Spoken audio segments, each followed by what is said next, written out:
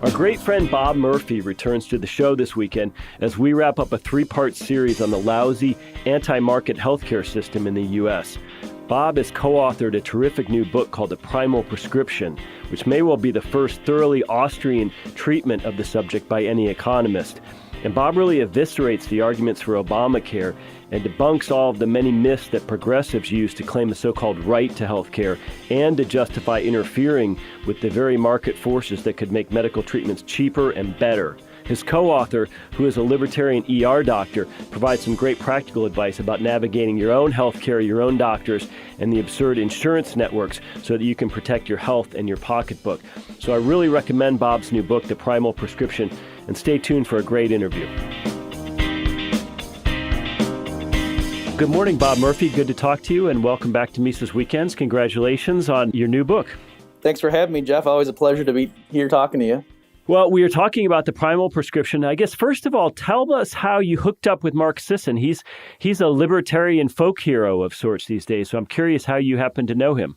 Well, sure. So Mark's organization reached out to me, and he got on the phone with me, and he said, hey, look, and of course I knew who he was. You know, I had heard of him and certainly heard him on the Lou Rockwell show and so forth. And Mark said that he wanted to sort of take the same mentality of what he had brought to the areas of, let's say, diet and nutrition in terms of people just taking charge, individual responsibility of their own health, and then just show that same problem was plaguing the country as a whole. And we talked about it back and forth, but then he came to me a little while later and he said, you know what, I have this ER doctor who's my buddy, and he also wants to write on this project. And so Mark realized, why don't we just put the two of you together?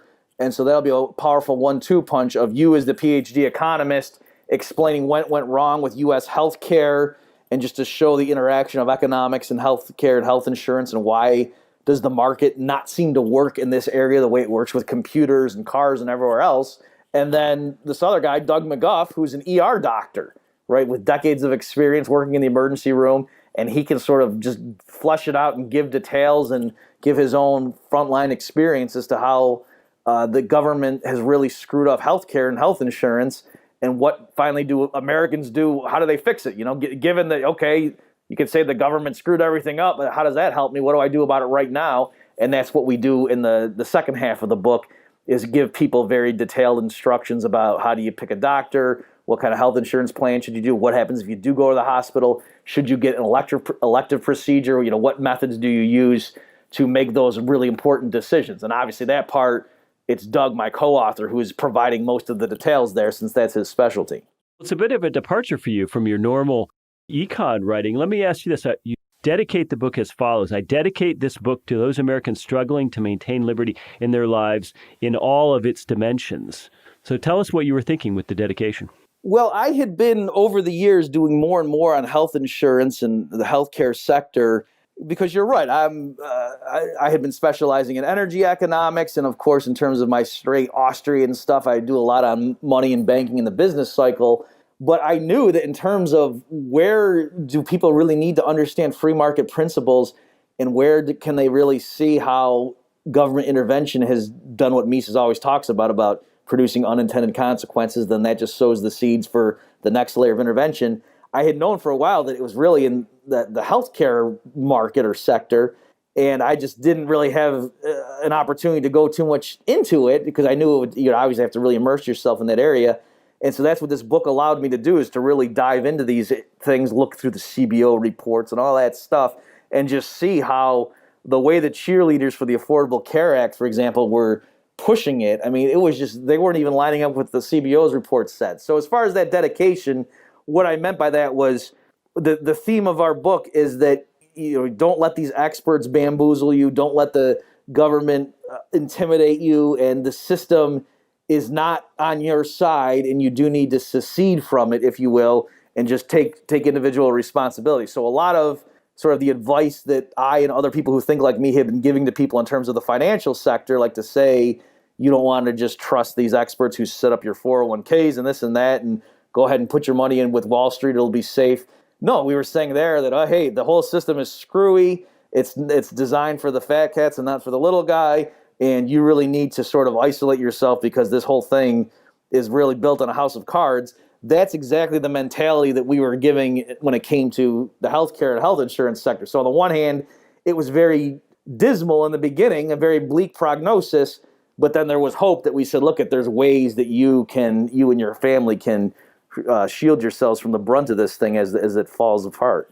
Well, Bob, what I love about the book and what I love about what you're doing, what Mark Sisson's doing, is that there's so much crossover appeal here, right? With the left progressives who oftentimes, if you think back to the 1970s stereotype, it was some sort of hippie-ish guy with a health food or supplement store. If you fast forward a few decades, now we have the paleo primal crowd, and I think they're a lot more libertarian-ish. Obviously, John Mackey is head of Whole Foods, who's someone who's very much in our corner. So it seems like when you get to something so fundamental as someone's health or their body or their diet or their physician, that it lends itself to libertarian crossover thinking. Well, yeah, and that's a very astute observation you made there, Jeff. And that's what I tried to do, especially, like, for example, I was doing the Primal Blueprint podcast with Brad Kearns the other day, and I knew that some of his listeners were going to be very reluctant to trust me, that I was the kind of guy like, wait a minute, is this some guy that like defends big companies? And so I was trying to really make sure they understood that, look, we are not on the side of big business. On the contrary, we go through the book and explain how, for example, with the Vioxx drug scandal and how the FDA was looking the other way, and that there was, these major pharmaceutical companies were sort of sweeping things under the rug and were not doing what was in the best interest of their customers. And so what you might say, like the granola eating hippie or what have you, that stereotype, those people, they need to realize that free market economic principles explain the world they see, right? That it's not the case that someone who's genuinely for the free market and believes in capitalism and is against government handouts and favoritism and cartels, that person knows full well that the current system is screwed up and that the people running big businesses are not necessarily angels. And in fact, if they thrive in the current system, that's good evidence that, in fact, they're the ones cutting deals behind closed doors and stamping out competition. Speaking about big business, you tackle Obamacare and the history of that here from your perspective. Obamacare is so complex. You have the exchanges, you have insurance companies forced to cover all kinds of things, whether they want to or not. You have all these things interfering with pricing and risk allocation. Do you almost suspect that Obamacare is so needlessly complex that it's paving the way, or it was even intended to pave the way for a single payer system? I definitely think that some of the architects and some of the main cheerleaders, ideological supporters of the Affordable Care Act knew that it was a stepping stone, that they knew this is not going to solve everything, that Americans 20 years from now are still going to be dissatisfied with the delivery of health care. They're going to hate dealing with bureaucratic health insurance companies, and there's going to be a public outcry. And at that point, the time wasn't ready this pass. We tried to push it through. It didn't work. The American public was not yet ready for the future, but they will be once we soften them up a little bit with the Affordable Care Act. So, and that's not just, a conspiracy theory. We have Harry Reid, for example. We quote from a transcript where he was talking on some public outlet station with somebody who was very sympathetic saying, is this it? Is the Affordable Care Act the end? And he said, no, of course not. And they both were openly talking about how having private health insurance companies in the mix was just a hindrance. Let's just sweep them out of the way and we'll get rid of the middleman. So there are plenty of people like it. Now, again, with stuff like this, I'm not trying to say that every single person involved in crafting this legislation had some secret plan that they were all keeping from the public. Something like this, once the wheels get in motion, obviously lobbyists come in, lawyers come in and start writing bits and pieces of the legislation to benefit their clients. So no one person was in charge of this whole enterprise, obviously, but certainly I think most people know full well who looked at its provisions, they know that this is not going to fix things. This is just going to, at best, be a Band-Aid, if you will, on some of the major problems that were causing such unhappiness, and that these problems are just going to fester as time continues. And we already see signs of that. Like people are already, you can see, for example, on outlets like Slate, which were very pro-Affordable Care Act, they're already warming their readers up to the idea that maybe rationed managed care and limited doctor choice, maybe that's actually a good thing because it holds down costs and, keeps health insurance from getting too expensive. So they're warming people up to the idea that the inevitable trade-offs that they're going to experience because of this new approach of not getting access to the doctor you want and things like that. They're trying to be sold that, oh, this is a good thing. You should want to take one for the team.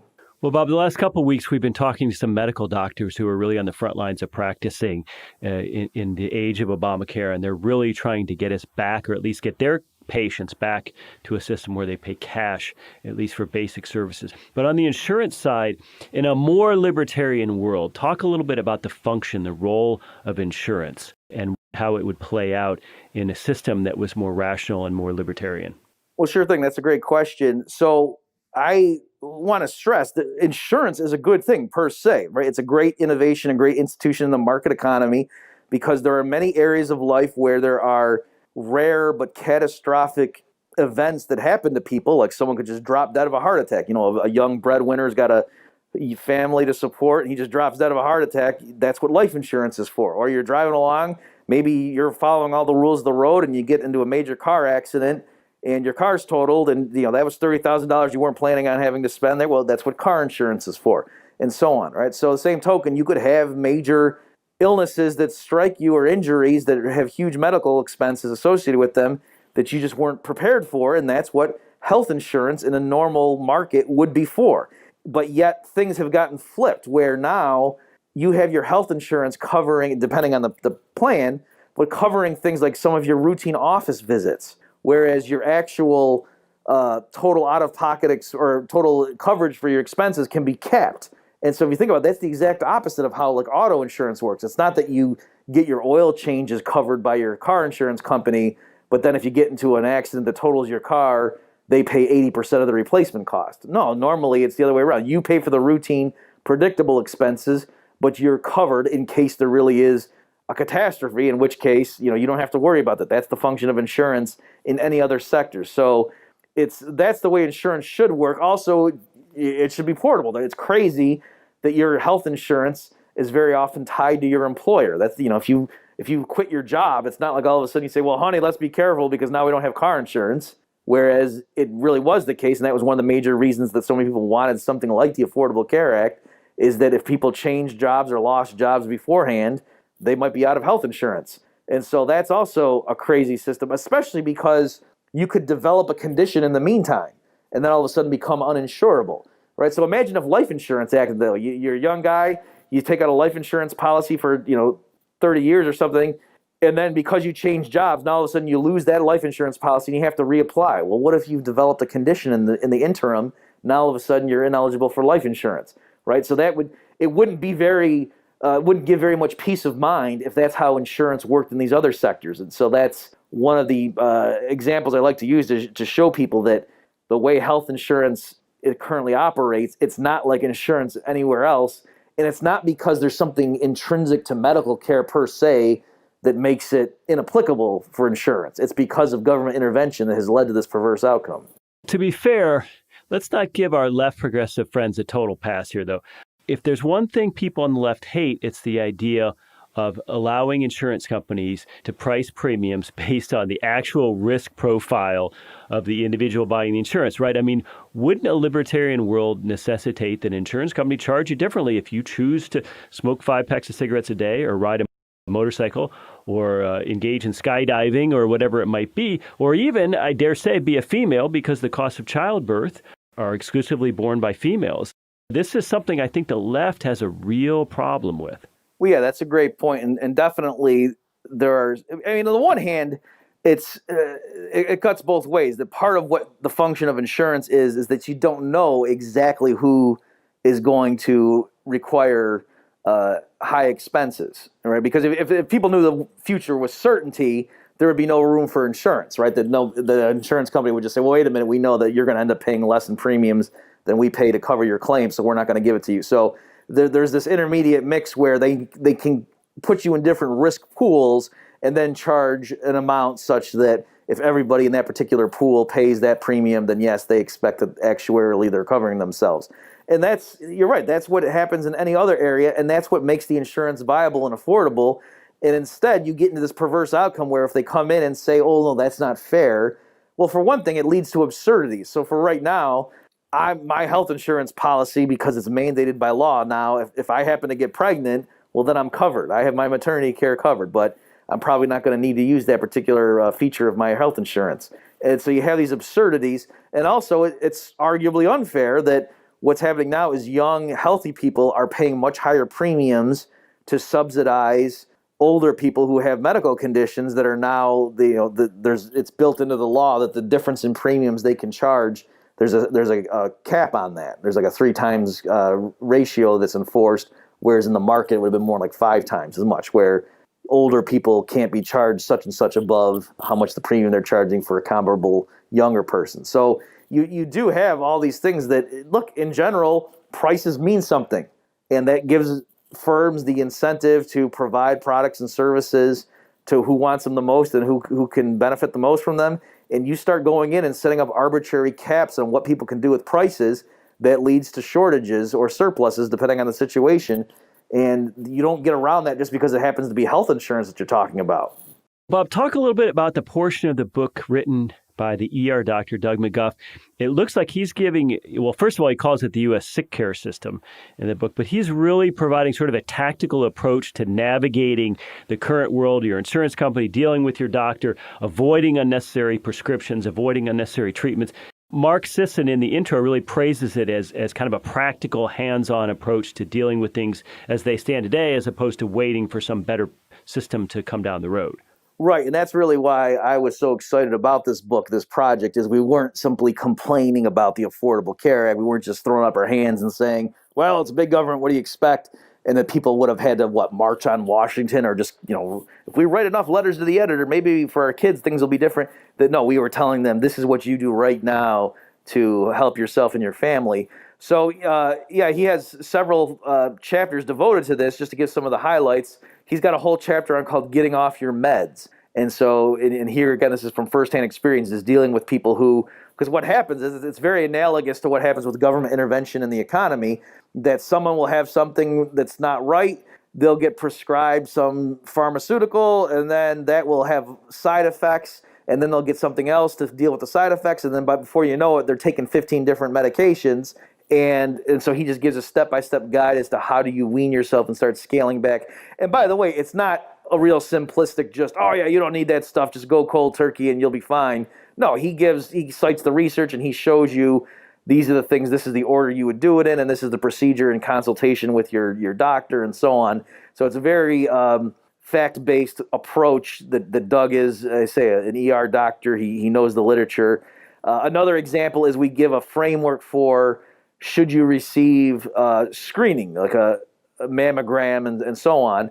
And there, it's not that we say yes or no. It depends on the individual, but we give a framework for evaluating it, because contrary to the public campaigns that say, oh yeah, everybody should go get a breast exam, or everybody should go get prostate and so on, not necessarily, right? That there's trade-offs, there's pros and cons. And so yes, if you have a family history of that and you reach a certain age, yeah, maybe you should go for checkups every so often. But the point is, this one-size-fits-all approach that these public campaigns give, they actually cause more harm than good, and we cite the literature on this. So just things like that as to how people can take charge. Our main emphasis in terms of just dealing with the system is, where possible, try to deal with people who treat health insurance and health care as a market transaction, where they view themselves as a business and you are their customer. That's the mentality you want. You want to get away from the conventional approach where the hospital looks at you as a nuisance, right? Because you're not paying the hospital. It's either your insurance company or the government,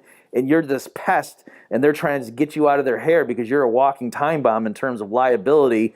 If something goes wrong, they want to get you out of there because they know they're probably not even going to make money off of you, depending on what your condition is. So you don't at all want to be in that kind of environment, if at all possible. Well, that's so true, and it's infuriating to think about. Speaking of infuriating, Bob, I want to get one last question in here and get your reaction to this. The now infamous USDA food pyramid, which the USDA finally dropped quietly a couple years ago. But if people recall, at the bottom of the pyramid, the base of the pyramid is bread and cereal and rice and pasta. And way up at the top, it says, fats, and you should eat those very sparingly. So if it turns out, and it increasingly looks like it will turn out, that pyramid was astonishingly wrong, that it's actually the opposite. And As a result, the USDA is directly responsible for adding to the epidemic of cancer, heart disease, obesity, stroke, diabetes in this country. Why is that not a scandal? Why is that not an outrage? I mean, talk about unaccountable. I find the USDA food pyramid to be an outrage, and I don't hear anybody talking about it. This sort of ties into your earlier observation about how there's a natural alliance or sympathy between the people who have been drawn to the primal lifestyle just on its own merits, and they wouldn't have called themselves libertarians, and then they get exposed to the broader libertarian perspective. For example, my childhood friend, his sister was a nutritionist, and she started investigating the paleo diet and so on, just because some of her clients were into that stuff. And she went in initially skeptically and then was convinced and realized, oh, wait a minute. And so she began to distrust the government experts in the area of diet and nutrition and things like that, and in terms of exercise regimes and things. And so then I had more credibility when I was telling her, look, I went and got a PhD in economics, and I'm telling you, when they talk about what causes booms and busts and when they talk about how we're going to fix the banking system, it's not just that they're a little bit off. They're the ones causing the problem. Well, now, she's much more receptive to hearing that because she's seen firsthand in her own area that that's what happens. So I think you're right, Jeff, that the more people study this, and unfortunately, there's this knee-jerk reaction that people just assume if there's something that's really important, like the economy or health insurance or health care, that somebody has to be in charge of that. And yes, they might screw up, they might make mistakes, but the solution is to get better people in charge, because clearly we can't just leave it up. We can't just have anarchy. We just can't have no system. We got to have somebody in charge to tell people what to eat, because otherwise people will be doing all kinds of and that's really, I think, an unfortunate habit that people have, an intellectual mistake.